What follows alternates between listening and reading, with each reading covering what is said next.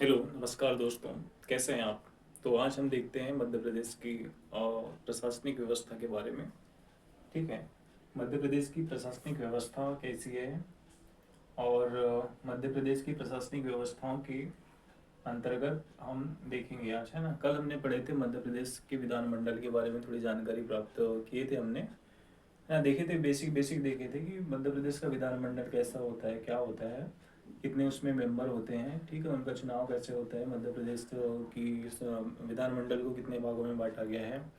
और जैसे केंद्र में जो होता है अपना, कह लो केंद्र की जो संसदीय व्यवस्था होती है, केंद्र की संसदीय व्यवस्था के अंतर्गत राज्य की भी संसदीय व्यवस्था होती है। राज्य शासन की जो व्यवस्था होती है उसको कितने अंगों में बांटा गया है, ठीक है। तो हम देखे थे, हम कल देखे थे विधानमंडल के बारे में। आज हम विस्तार से बात करेंगे, मतलब स्टार्टिंग से बात करेंगे कैसी मध्य प्रदेश की शासन व्यवस्था कैसी होती है, उसके कितने अंग होते हैं, है ना। तो हम मध्य प्रदेश की शासन व्यवस्था को समझने के पहले केंद्र की शासन व्यवस्था, संसदीय व्यवस्था को समझने का प्रयास किए थे कल वाले वीडियो में। तो पहले देखे थे कल हम की जो केंद्र की जो संसदीय व्यवस्था होती है, केंद्र की क्या होती है, केंद्रीय संसदीय व्यवस्था होती है। क्या होती है? केंद्रीय संसदीय व्यवस्था। केंद्रीय संसदीय व्यवस्था कितने भागों में बांटे थे उसको? केंद्रीय संसदीय व्यवस्था को तीन भागों में बांटे थे। केंद्रीय संसदीय व्यवस्था को तीन भागों में बांटे थे। पहला था राष्ट्रपति, दूसरा था लोकसभा, और तीसरा था क्या? राज्यसभा। ठीक है, लोकसभा। ये केंद्रीय संसदीय व्यवस्था है। तो इसी के पैरेलल क्या होगी? राज्य की संसदीय व्यवस्था या राज्य की शासन व्यवस्था। केंद्र में संसद होता है, राज्य में विधानमंडल होता है। तो मध्य प्रदेश की शासन व्यवस्था, ठीक है, मध्य प्रदेश की शासन व्यवस्थाओं के अंग, ठीक है, मध्य प्रदेश की शासन व्यवस्था के अंतर्गत उसके कितने अंग हैं, तो समझने के दृष्टिकोण से हम इस फॉर्मेटिंग में बनाए हैं ताकि हमको अच्छे से समझ में आए। ठीक है, मध्य प्रदेश की शासन व्यवस्थाओं के अंग के अंतर्गत देखेंगे, पहला क्या होगा अपना? विधायिका। विधायिका का काम क्या होता है? विधि निर्माण का काम होता है, ठीक है। तो विधायिका का काम क्या होता है? विधि निर्माण का काम होता है। इसलिए विधायी के अंतर्गत जो विधि निर्माण करते हैं, तो विधि निर्माण कौन कौन करेंगे? एक तो राज्यपाल करेगा, ठीक है, राज्यपाल विधि निर्माण का काम करेगा। उसके बाद कौन करेगा? विधानसभा, ठीक है। विधि निर्माण का काम कौन करता है? एक राज्यपाल करेगा। उसके बाद कौन करेगा? विधानसभा विधि निर्माण का काम करेगा, ठीक है। तो राज्य विधायिका के कितने अंग हो गए हैं, है ना। मध्य प्रदेश की शासन व्यवस्था के अंग की बात करेंगे तो राज्य विधायिका एक हो गया, राज्य कार्यपालिका, न्यायपालिका, स्थानीय स्वशासन और संसद में राज्य का प्रतिनिधित्व। हम इन पांच भागों में मध्य प्रदेश की शासन व्यवस्था के अंग के अंतर्गत इसको बांटे हैं, ठीक है। तो राज्य विधायिका की बात कर लेते हैं। राज्य विधायिका के अंतर्गत राज्यपाल और विधानसभा होते हैं, ठीक है। तो राज्यपाल का क्या काम होता है? राज्यपाल का काम क्या होता है? राज्य का प्रमुख जो होता है वो राज्यपाल होता है, ठीक है। तो राज्यपाल को भी कानून बनाने का अधिकार मिलता है, ठीक है। कब मिलता है इसको? आपात स्थिति में, या जब आपात स्थिति ऐसे बोल सकते हैं जब विधानसभा का सत्र न चल रहा हो या विधानसभा अस्तित्व में ही ना हो, ठीक है। उस समय राज्यपाल क्या करता है? कानून बना सकता है। फिर क्या है, जब राज्यपाल कानून कब बनाता है? जब विधानसभा या तो पूर्ण तरीके से विघटन हो जाती है, विधानसभा का विघटन हो जाता है, या विधानसभा का सत्र नहीं चल रहा होता है, तब कानून कौन बनाता है? तब कानून बनाता है राज्यपाल, ठीक है। लेकिन जब विधानसभा अस्तित्व में है तो कौन कानून बनाएगा? विधानसभा कानून बनाएगा, ठीक है। तो राज्य विधायिका कानून बनाती है। जो विधानसभा में जो मेंबर होते हैं वो कैसे होते हैं? सिलेक्टेड मेंबर होते हैं। सिलेक्टेड मेंबर कैसे होते हैं? मतलब जनता प्रत्यक्ष रूप से उनका चुनाव करके भेजती है, ठीक है। तो राज्य विधायिका के अंतर्गत कितने अंग हो गए? राज्यपाल, विधानसभा और विधान परिषद भी होता है। लेकिन यहाँ पे मध्य प्रदेश के संदर्भ में देख रहे हैं, इसलिए यहाँ पे एक सदनीय यानी एक सदनात्मक व्यवस्था है। कैसी व्यवस्था है? एक सदनात्मक व्यवस्था है। इसलिए यहाँ पे क्या है? विधान परिषद नहीं है, यहाँ पे विधानसभा है, ठीक है। उसके बाद बात करेंगे राज्य कार्यपालिका, ठीक है। राज्य कार्यपालिका को कितने भागों में बांट दिए? दो भागों में। एक तो मुख्यमंत्री, है ना, और उसके क्या होंगे? सहायक परिषद, मंत्री परिषद होंगे, ठीक है। एक मुख्यमंत्री होगा, है ना। और उसकी सहायता करने के लिए क्या होगा, एक उसकी मंत्री परिषद होगी जिसका प्रधान क्या होगा, जिसका प्रधान कौन होगा, मुख्यमंत्री होगा, ठीक है।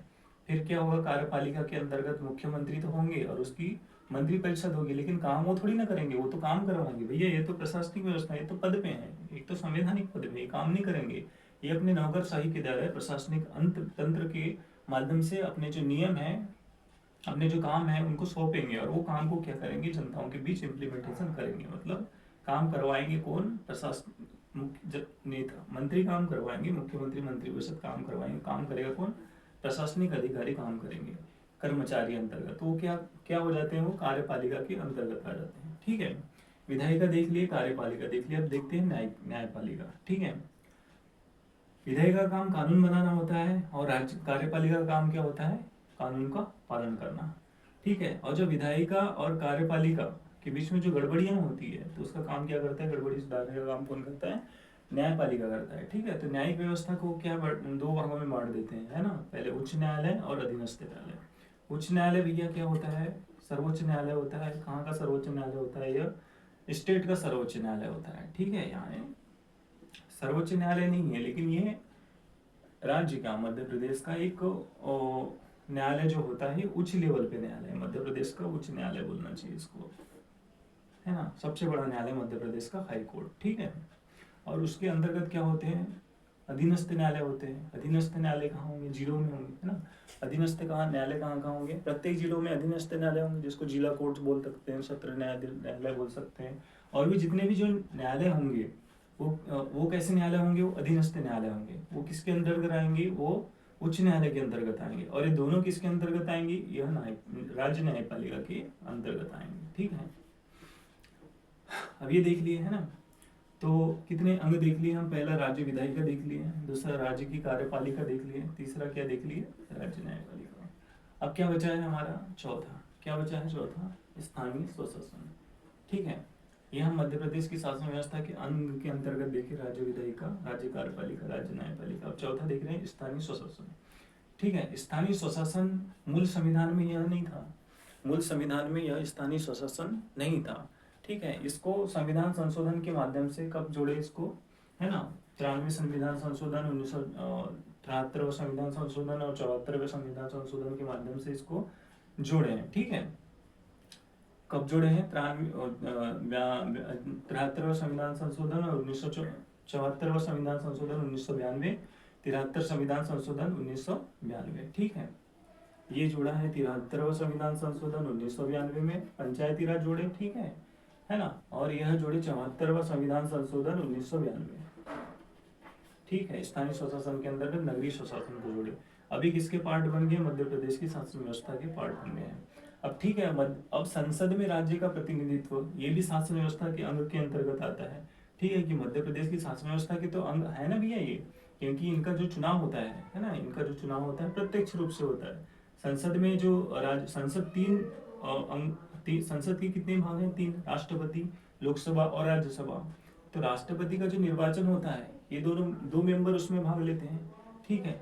और लोकसभा का जो चुनाव होता है, यहाँ प्रत्यक्ष रूप से चुनाव होता है। लोकसभा का कैसा चुनाव होता है, प्रत्यक्ष रूप से चुनाव होता है, जिसमें राज्य के जो मतदाता हैं वो लोकसभा के अपने मेंबर जो इलेक्ट करते हैं, ठीक है। और जो विधानसभा के जो मेंबर होते हैं वो राज्यसभा के मेंबर इलेक्ट करते हैं। इसलिए इसको राज्य की प्रशासनिक व्यवस्था, राज्य की शासन व्यवस्था के अंग के अंतर्गत इसको शामिल किया है, ठीक है।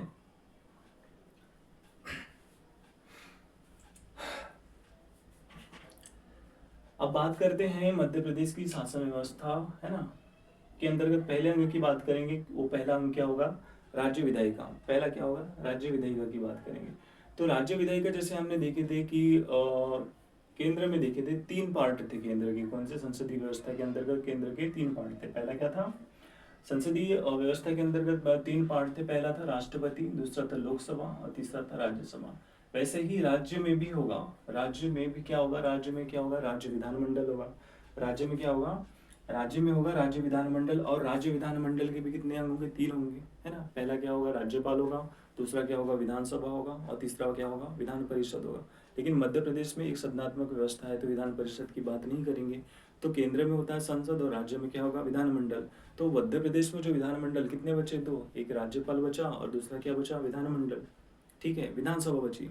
राज्यपाल का जो इलेक्टेड नहीं होता है, राज्यपाल की नियुक्ति कौन करता है, राष्ट्रपति करता है। लेकिन विधानसभा की तो नियुक्ति होती है ना, विधानसभा के सदस्य तो निर्वाचित होते हैं, और निर्वाचन कौन करता है, निर्वाचन करते हैं मध्य प्रदेश की जनता, मध्य प्रदेश के मतदाता करेंगे, इलेक्टेड मेंबर है ना, विधानसभा मेंबर ऑफ एमएलए है ना, मेंबर ऑफ लेजिस्लेटिव असेंबली।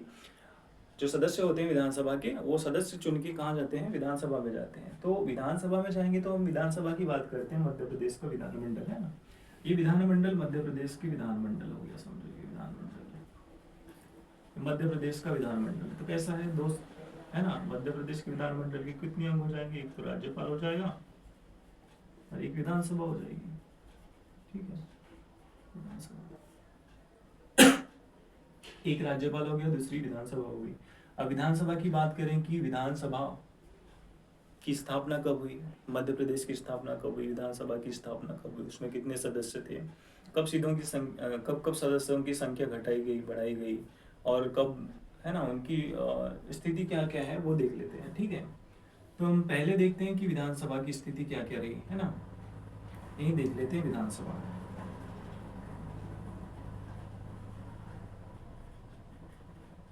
ये लिखा हुआ है विधानसभा, है ना। विधानसभा मध्य प्रदेश की स्थापना कब की गई भैया, मध्य प्रदेश जो अस्तित्व मूल रूप से अस्तित्व में आया कब आया, 1956 में मूल रूप से अस्तित्व आया मध्य प्रदेश का, है ना। एमपी का जो गठन हुआ कब हुआ, 1956 में। लेकिन 1956 में ही मध्य प्रदेश की विधानसभा का गठन नहीं कर लिया गया था। मध्य प्रदेश की विधानसभा का गठन कब किया गया, 1957 में किया गया। मध्य प्रदेश की विधानसभा का गठन कब किया गया, 1957 में किया गया। इस समय थी मध्य प्रदेश विधानसभा में टोटल 288 मेंबर थे। कितने थे, 288 मेंबर थे। जैसे जैसे समय बीतते गया वैसे वैसे क्या हो गया, मध्य प्रदेश की विधानसभा में ऐसा लगा कि जैसे जैसे जनसंख्या बढ़ती गई तो विधानसभा में जो प्रतिनिधित्व था उसकी भी मतलब बढ़ाने की मांग की गई, है ना। तो जो 1957 में 288 सीटें थी, तो क्या काम किया गया, संख्या बढ़ाई गई। संख्या कैसी बढ़ाई गई, 1976 में, है ना, देखते हैं, नहीं देख लेते हैं। जो 1957 में 288 सीटें थी, बढ़ाई गई 1976 में, कितनी सीटें हो गई है ना, 8 सीटें बढ़ाई गई थी। कितनी सीटें बढ़ाई गई थी, 8। तो इसमें 8 जोड़ देंगे तो कितना हो जाएगा, 288 में 8 जोड़ देंगे तो कितना होगा, 296 सीटें हो गई। ठीक है, 296 सीटें इसमें बढ़ाई गई। ठीक है, ये कब बढ़ाई गई, 1976 में। और समय बीतते गया, जैसे जैसे समय बीतते गए वैसे वैसे इनकी संख्या बढ़ाई गई। ठीक है तो मध्य प्रदेश में टोटल जो है 1999, है ना, 1999 की स्थिति में मध्य प्रदेश में 320 विधानसभा सीटें हो गई थी। कितनी हो गई थी, और सीटें बढ़ाई गई। कब सीटें बढ़ाई गई, 1999 में सीटें बढ़ाई गई। तो 1999 में मध्य प्रदेश की जो विधानसभा सीटें थी कितनी थी, 320 विधानसभा सीट थी। कितनी थी, 320 विधानसभा सीट थी। लेकिन मध्य प्रदेश का विभाजन कब हो गया, 2000 में। मध्य प्रदेश का विभाजन कब हो गया भैया, मध्य प्रदेश का विभाजन हो गया 2000 में। ठीक है, तो 320 विधानसभा सीटें थी मध्य प्रदेश में। लेकिन मध्य प्रदेश का जो विभाजन, मध्य प्रदेश से जो छत्तीसगढ़ अलग बना, तो जो विधानसभा की जो 90 सीटें थी छत्तीसगढ़ को दे दी गई। 320 में 90 छत्तीसगढ़ को दे दिए गए, 90 माइनस कर ले तो कितने बचेंगे, 230। छत्तीसगढ़ के विभाजन के बाद कितनी सीटें बचती है, 230 बचती है। ठीक है, तो 2000 के बाद से 2025 तक मध्य प्रदेश की कितनी सीटें हैं, 230 विधानसभा की सीटें हैं। आंग्ल जो समुदाय के सदस्य हैं उनको हटा दिया जाए तो कुल 230 सीटें हैं। ठीक है,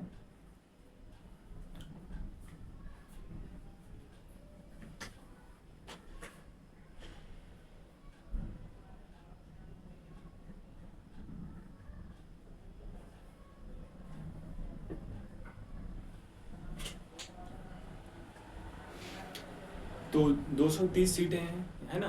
अब इसके बाद क्या करेंगे, इसके बाद हमने कल बात किए थे कि कितने एसटी को दिए थे और कितने एससी को दिए थे, है ना। एसटी एससी को कितने दिए थे, हम ऐसा रेशियो बनाए थे कल, एससी रेशियो एसटी बनाए थे। तो सबसे ज़्यादा संख्या किसकी थी, एसटी की थी मध्य प्रदेश में, सबसे कम थी एससी की। अब टोटल जितने बच गए, कितने बच गए, 148। टोटल कितने बच गए, 148। टोटल कितने हुए, तो इस प्रकार हम मध्य प्रदेश की विधानसभा की सीट 230 को डिवाइड कर दिए 35:47 में, और ये जनरल के बन गए, ये कितने बन गए जनरल के 148, एससी के कितने बन गए 35 और एसटी के कितने बन गए 47, टोटल कितने हो गए 230। ठीक है, तो मध्य प्रदेश की जो विधानसभा है उसकी विधानसभा की गठन, विधानसभा में सीटों का आवंटन, समय समय पे सीटें कैसी गई बढ़ाई गई और समय समय पे सीटें कम भी हुई। कम कैसे हुई, मध्य प्रदेश से जो छत्तीसगढ़ का विभाजन हुआ गया था उस टाइम पे, उस टाइम पे ही मध्य प्रदेश में विधानसभा की सीटें क्या हुई कम हुई। तो तब से 2000 से मध्य प्रदेश में 2025 तक विधानसभा की सीटें 230 ही है। अभी जनगणना होने वाली है 2026 में, उसके बाद से परिसीमन होगा, उसके बाद सीटें और बढ़ाई जा सकती है। परिसीमन होगा तो लोकसभा की भी सीटें बढ़ सकती है। लोकसभा की सीटें बढ़ने के बाद क्या होगा, राज्यसभा की भी सीटें बढ़ेगी, लोकसभा की सीटें बढ़ेगी, वैसे ही विधानसभा की सीटें बढ़ेगी। ठीक है, और देखा जाएगा तो विधान परिषद कुछ राज्यों में है, जैसे 6 राज्यों में विधान परिषद है ना, जैसे 6 राज्यों में क्या है, 6 राज्यों में क्या है विधान परिषद है। तो हो सकता है कि मध्य प्रदेश की विधानसभा का काम ये होता है कि विधान परिषद का सृजन करे या विघटन करे। ठीक है, तो विधानसभा चाहेगी कि अपने राज्य में विधान परिषद का सृजन करना है तो करेगी, नहीं करना है तो नहीं करेगी। ठीक है, आवश्यकता के अनुसार सृजन, विधान परिषद का सृजन किया जा सकता है। जहाँ अधिक जनसंख्या, जैसे उत्तर प्रदेश बिहार जैसे राज्य हो गए, बहुत जनसंख्या है, तो विधानसभा की जो क्या है मेंबर कम पड़ जाते हैं जनसंख्या को नियंत्रित करने या जनताओं की जो समस्या है उसको सुनने के लिए, इसीलिए वहाँ पे विधान परिषद की व्यवस्था की गई। मध्य प्रदेश में ऐसी जरूरत महसूस नहीं हुई है। ठीक है, अब बात करेंगे किसकी, संसद में राज्य का प्रतिनिधित्व लोकसभा में और राज्यसभा में। ठीक है, हम तो विधानसभा में देख लिए कितने मेंबर हैं, विधानसभा में कितने मेंबर हैं भी 230, विधानसभा में 230 मेंबर हैं। और संसद में राज्य का प्रतिनिधित्व, संसद के कौन कौन से अंग हैं, लोकसभा, राज्यसभा, राष्ट्रपति का तो निर्वाचन कर दिए थे। अब लोकसभा में कितनी सीट है मध्य प्रदेश में, लोकसभा में कितनी सीटें हैं, लोकसभा में है 29, लोकसभा में 29 है, राज्यसभा में 11 है। लोकसभा में 29 सीट हैं, जिसका भी क्या होता है, जिसका भी निर्वाचन होता है, निर्वाचन कौन करती है, मध्य प्रदेश की जनता करती है, प्रत्यक्ष रूप से निर्वाचन होता है। कितनी सीटें हैं, 29 सीटें हैं। ठीक है, और राज्यसभा में कितनी सीटें हैं, 11।